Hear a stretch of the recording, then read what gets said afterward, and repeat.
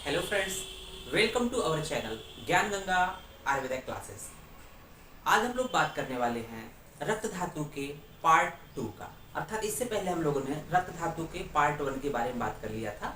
अब यहाँ पर आज हम लोग रक्त धातु का कंप्लीट हम लोग स्टडी कर लेंगे। रक्त धातु को पढ़ने से पहले आपसे विनम्र निवेदन करना चाहते हैं कि जो भी बच्चे चैनल पर नए हैं वो चैनल को सब्सक्राइब जरूर करें, जिससे कि मेरी आने वाली हर एक वीडियो का लिंक उनको आसानी से मिलता रहे। आइए अब बात करते हैं रक्त धातु के जो सेकंड पार्ट है उसके बारे में बात करेंगे।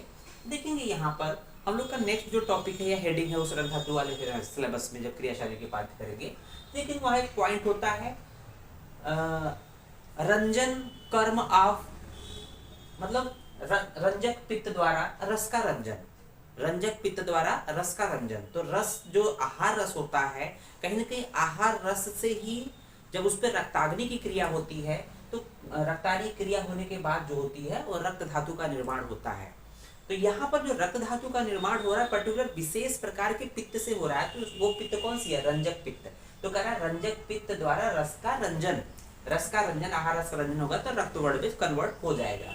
अब आइए बात कर लेते हैं कि आचार्यों ने किस तरह से आहार रस से रक्त का निर्माण बताया है या रंजक पित्त का कर्म बताया है। तो इसकी बात हम लोगों ने पित्त के भेद में भी अलग से पढ़ा है। अगर चाहते हैं तो उसको चैनल पर जाकर पित्त के भेद वाले में एक एक पित्त, रंजक पित्त का डिटेल देखेंगे तो ये भी मैटर मिलेगा।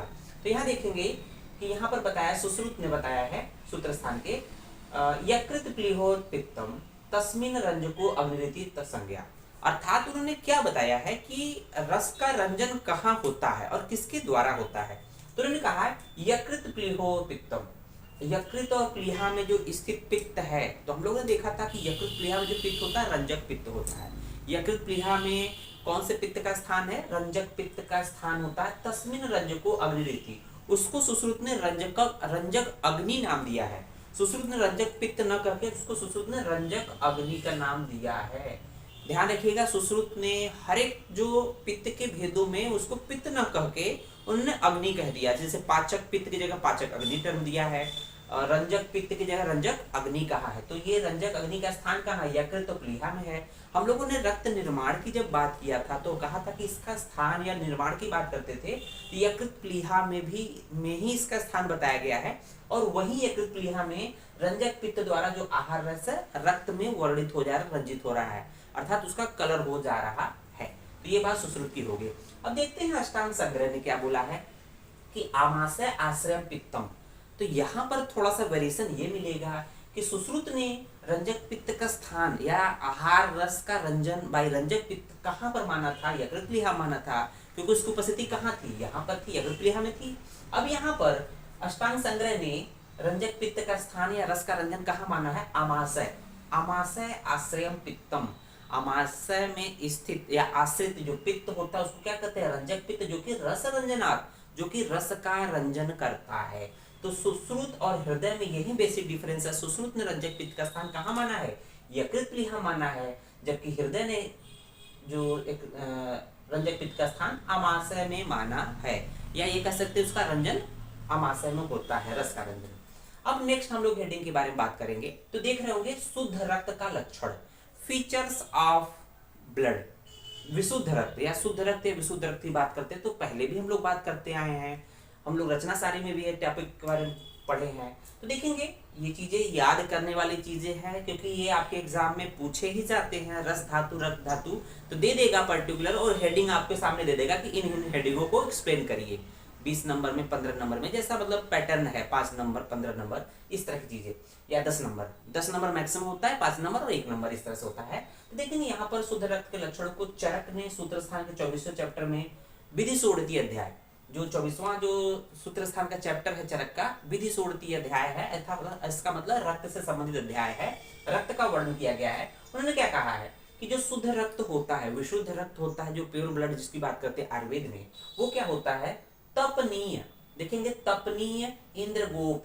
श्लोक को बच्चों पढ़ना भी एक कला है कि श्लोक को पढ़ा कैसे जाए। जब तक हम लोग श्लोक को शुद्धता के साथ नहीं पढ़ेंगे, उसको ब्रेक करके नहीं पढ़ेंगे, तब तक हम लोग को उसकी मीनिंग नहीं निकल के आएगी।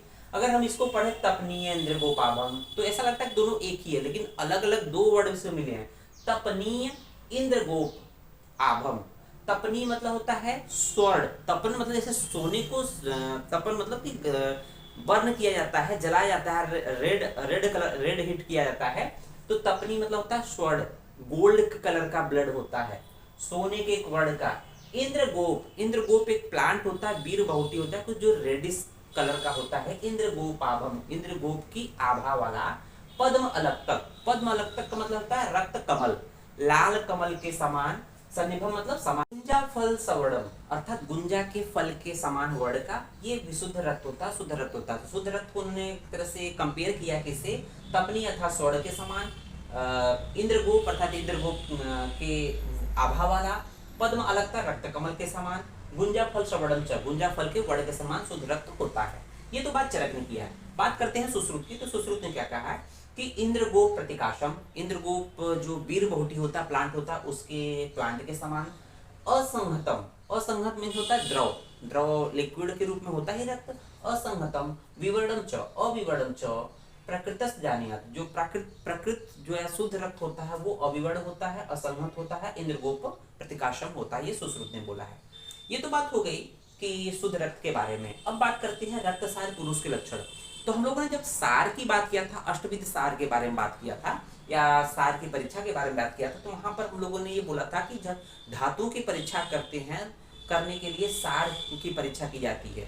सार का इंपॉर्टेंस क्या है, अष्टविध सार का इंपॉर्टेंस क्या है? धातुओं की परीक्षा करने के लिए उत्कृष्ट रूप में जो धातु होती है तो उसको हम लोग सार बोलते हैं। जैसे यहाँ पर जैसे रक्त धातु से युक्त व्यक्ति जो होगा, जिस व्यक्ति में रक्त धातु उत्कृष्टतम रूप में पाई जाएगी, उसको रक्तसार पुरुष कहेंगे। तो यहाँ पर हम लोग रक्तसार पुरुष के बारे में बात करेंगे। देखेंगे यहाँ पर रक्तसार पुरुष किसे कहते हैं उसके बारे में कहा गया है कि जिस व्यक्ति की रक्तसार पुरुष के जो लक्षण होते हैं तो उसके कर्ण अर्थात कान, अच्छी अर्थात नेत्र, मुख जिह्वा नासान अर्थात नोज, ओष्ठ पाड़ी पाद तल हाथ और पैर के तलवे, नख ललाट, नख अर्थात नाखून, ललाट मतलब मस्तक, और मेहन मतलब मूत्र इंद्री, ये क्या होंगे? स्निग्ध और रक्त वर्ण के होंगे। साथ ही साथ देखेंगे श्रीमद बोला गया। श्रीमद मतलब शोभा युक्त, मतलब शोभामान होंगे, सुंदर दिखने वाला होंगे। भ्राजुष्णु अर्थात चमकने वाले होंगे, लालिमा युक्त होंगे। और ये रक्तसार व्यक्ति की बात की गई, रक्तसार पुरुष की बात की गई कि इनमें ये लक्षण पाए जाते हैं। अगर ये सब लक्षण पाए जाते हैं तो इसके अलावा उसको क्या क्या लाभ होता है रक्तसार पुरुष को? ससारता, सुखम, व्यक्ति जो है सुखी होता है। उद्धताम, उद्धता मतलब उदंडता है, उद्धताम मतलब उदंडता, जिसमें रक्तसार पुरुष बहुत ही उदंड होता है, ऐसा बोला गया, उदंड। ठीक है। साथ ही साथ मेधा, बुद्धिमान होता है। मनस्तित्व, मनस्तित्व होता है। सकुमारे अर्थात सुकुमारता होती है उसमें। अन अति बलम मतलब बल बहुत ज्यादा तो नहीं होता है लेकिन कम भी नहीं होता। अन अति बलम, अति से अन मतलब कम रहेगा, मतलब मध्यम बल होता है। फिर देखेंगे क्लेश और सहिष्णु, क्लेश को सहन नहीं करने वाला है, उसको कोई भी चढ़ा बढ़ा देगा तो तुरंत गुस्से में आ जाएगा। तो ये नहीं सोचेगा कि नहीं बात सामने वाला सही कह रहा है कि नहीं, तुरंत वो कह जाएगा चलो लड़ाई करते हैं। तो क्लेश और सहिष्णु मतलब सहने वाला नहीं होता है, उसको कोई परेशान करेगा तुरंत थप्पड़ मार देगा। उसके बाद देखेंगे उष्ण और सहिष्णुतम, उसको गर्मी बर्दाश्त नहीं होती है, इसलिए ग्रीष्म ऋतु में उसको बर्दाश्त नहीं होती है। तो ये चीजें बोली गई, ये 8 चीजें ये रक्तसार पुरुष के लक्षण मतलब व्यक्ति में पाए जाते हैं। अगर ये व्यक्ति रक्तसार पुरुष होता तो ये सब लक्षण उसमें उपस्थित होते हैं। आइए बात करते हैं रक्तक्षय के लक्षण। रक्तक्षय के लक्षण की बात करेंगे तो जो हम लोग कहते हैं ना कि धातुओं की एक निश्चित प्रमाण बोला गया है, तो हम लोगों ने रस धातु का प्रमाण क्या माना है? तो उसका 9 अंजलि माना था। यहाँ पर रक्त धातु का प्रमाण 8 अंजलि है। अगर 8 अंजलि से मात्रा कम हो जाए या ज्यादा हो जाए तो कहीं ना कहीं दोनों के अलग अलग लक्षण आएंगे, तो उसी के बारे में बात करेंगे। तो देखेंगे यहाँ पर रक्त क्षय के लक्षण अर्थात रक्त धातु की क्षय हो रही है, कमी हो रही है। तो देखेंगे क्या बोला है, चरक ने क्या बोला है सबसे पहले, तो उन्होंने बोला है परुषा स्फुटिता म्लाना, परुषा स्फुटिता म्लाना त्वग रुच्छा रक्त संचयम, अर्थात जिस व्यक्ति में रक्त क्षय हो जाएगा उसकी त्वचा क्या हो जाएगी? कठोर होगी, स्फुटित अर्थात फटी रहेगी, स्फुटित मतलब फटी रहेगी, म्लाना में त्वचा मुरझाई हो जाएगी, कुमला जाएगी, मुरझा जाएगी। साथ ही साथ त्वग रुच्छा, त्वचा क्या हो जाएगी? रुक्ष हो जाएगी, ड्राई हो जाएगी। ये रक्त क्षय के लक्षण आचार्य चरक ने बोले हैं। अब बात करते हैं कि सुश्रुत ने क्या बोला है, जिस व्यक्ति में रक्त क्षय हो जाएगा उसके क्या लक्षण होंगे? शोणित क्षय, त्वग पारुष्य, त्वचा पारुष्य अर्थात कठोर रहेगी, वही बात चरक बोल रहे थे। अम्ल शीत प्रार्थना, वेरी वेरी इंपॉर्टेंट है, अम्ल शीत प्रार्थना, उसको प्रार्थना मतलब होता है इच्छा, प्रार्थना मतलब होता है इच्छा, उसको अम्ल और शीत, अम्ल रस से युक्त द्रव्य और शीत द्रव्य खाने की इच्छा करती है। अम्ल रस से युक्त द्रव्य मतलब खट्टे चीजें और ठंडे पदार्थ खाने की इच्छा होती है। क्यों होती है? हम लोग देखते हैं कि जब कभी भी हम लोग हॉस्पिटलाइज होते हैं, जब हम लोग कभी भी एडमिट होते हैं अस्पताल में, तो उस समय देखते हैं ना कि डॉक्टर बोलते हैं कि बिल्कुल सादा खाना खाना है, मूंग की दाल की खिचड़ी खाना है, बिल्कुल नमक मतलब हल्दी प्याज तेल इस तरह की चीजों का सेवन नहीं करना है। आप वहां पर महसूस करते हैं कि आपको बहुत इच्छा होती है कि बहुत चटपटा चीजें खाएं। तो यहाँ पर चटपटा चीजें मतलब अम्ल अम्ल रस से युक्त मतलब खट्टा खाने की बात कर रहा है। इसका मतलब कि जो अम्ल रस है ये पित्त को बढ़ाता है या रक्त को बढ़ाता है, ये रक्त को बढ़ाता है, मतलब रक्त के जो कमी है उसको पूरा करता है, शीत जो भी है उसको पूरा करता है। देखेंगे सिरासैथिलियम, तो ये हो गया अम्ल शीत प्रार्थना हो गया। सिरासैथिलियम, सिरासैथिलियम का मतलब जैसे किसी व्यक्ति की ब्लड वेसल्स में अगर जो अपने प्रमाण में रक्त होते हैं तो पूरा पूरा ट्यूब भरा रहेगा। अगर मान लीजिए रक्त का क्षय हो जाएगा तो ये पूरा भरा नहीं रहेगा, ये पिचक जाएगी। सैथिल का मतलब शिथिल जाएगी, अगर ट्यूब में फ्लूइड कम जाएगा तो ऑटोमेटिक पिचक जाएगी। तो सिरासैथिलियम जो पाया जाता है रक्त क्षय में पाया जाता है, रक्त क्षय में पाया जाएगा। आइए बात करते हैं रक्त वृद्धि के लक्षण। तो रक्त वृद्धि के लक्षण सुश्रुत ने क्या बोले हैं? सबसे पहले सुश्रुत की बात करेंगे। तो सुश्रुत ने क्या बोले हैं देखेंगे। रक्त मतलब रक्त वृद्धि के बारे में बात कर रहा है। रक्तांग अच्छिता मतलब रक्त वर्ण के होंगे, अंग और अच्छिता मतलब अंग मतलब त्वचा की बात करेगा, मतलब अंग जो की बात कर रहा है त्वचा, ठीक है। तो रक्त वर्ण के क्या होंगे? त्वचा और नेत्र, त्वचा और नेत्र जो है रक्त वृद्धि में रक्त वर्ण के होंगे अर्थात लाल होंगे। सिरा पूर्णत्वम, सिराएं पूर्ण होंगी, सिराओं में जितनी सिराएं हैं उस हिसाब से पूरी भरी भरी रहेंगी, मतलब नॉर्मल से भी और टाइट हो जाएंगी। तो सिरा पूर्णत्वम, सिरा पूर्णत्वम रक्त वृद्धि में पाया जाता है और सिरासैथिलियम रक्त क्षय में पाया जाता है, तो ये वृद्धि में पाया जाएगा। उसके बाद देखेंगे अष्टांग संग्रह ने कुछ बीमारियों का भी वर्णन किया है रक्त वृद्धि से।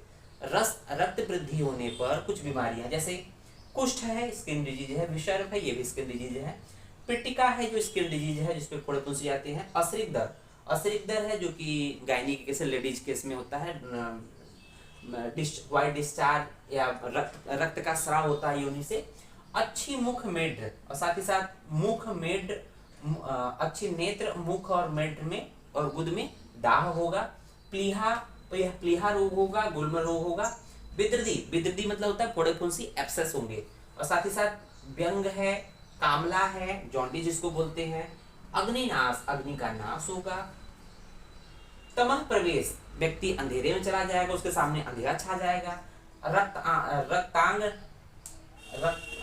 अंग नेत्र वात रक्त अंग नेत्र वात रक्त हो जाएगा, और पित्त के वृद्धि के जो लक्षण होते हैं ये सभी लक्षण क्या है रक्त वृद्धि के लक्षण में पाए जाएंगे। अब लास्ट टॉपिक के बारे में बात कर लेते हैं, म्यूचुअल इंटरडिपेंडेंस ऑफ रक्त और पित्त। रक्त और पित्त का आपस में संबंध क्या है, एक दूसरे से कैसे निर्भरता होती है। एक्चुअली ये जो श्लोक है ये श्लोक आपको याद करना होगा, क्योंकि ये जो श्लोक रिप्रेजेंट करना चाहता है 7 धातुओं के मल को रिप्रेजेंट कर रहा है। ये श्लोक आप याद करेंगे तो ये 7 धातुएं जो होती है उसके मल को बताता है। तो किसने बताया? सुश्रुत सूत्र 46 में बताया है, सूत्र स्थान के लास्ट चैप्टर में बताया है। तो क्या बोला है?